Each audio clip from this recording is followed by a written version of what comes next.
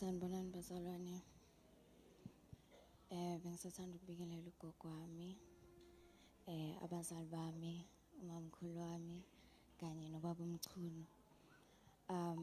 Kuningi engakusho ngomkhulu wami, but engeke ngikushiye ukuthi I had the coolest grandfather emhlabeni.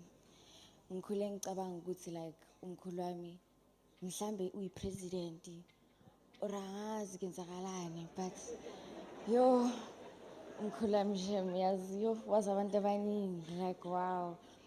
But umkhulu was also my best friend. Ngiyakhumbula mangithanda ukuza endlini ngimvakashela, yo besibukela iPirates kakhulu, and ngiyakhumbula kukhe wawina iChiefs. Yo ubaba wami angazi bekajabule, mina nomkhulu asikhulumi sithulile, yabona nje Maria umkhulu wami ngiyamkhumbula yes. But umkhulu wami bekanomusa, into angifundise yona kakhulu ukuphatha imali. Mangivakasha bekahlala abuza ukuthi i-report ithini. Ngiyakhumbula the 1 December wathi imali angeke anginike yona, sizobona nge-report. Ngacabanga ukuthi yo mangabe uyibheda kungaphazamiseka umswenko. Yo ngimuhle nginje umkhulu wami shem, maka ngiphi imali ngiyenza sure ukuthi mangimuhle uyangikomplimenta nami ngiyamkomplimenta. Yo ngiyambonga kakhulu shem, but siyabonga isupport yenu nisinika yona. Amen.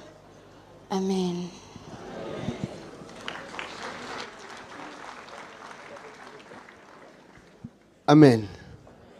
Ngiyabingelela kubazalwane bonke egameni lika Jesu Kristu. Amen. Hamba kahle mntu omdala. Sizamile. Kuke singakwenzanga. Siyabonga.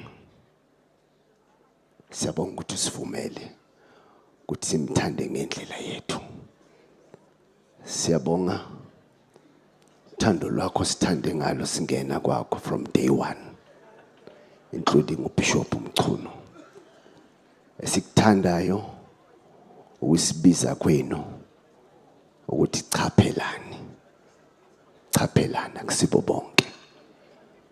Nisithande nala kunzima khona sisaba ukuseva ukuthi kanti ukuseva kunje. Nasifundisa ukuthi umuntu kaNkulunkulu usevwa kanjani. Siyabonga mntu omdala. Good night.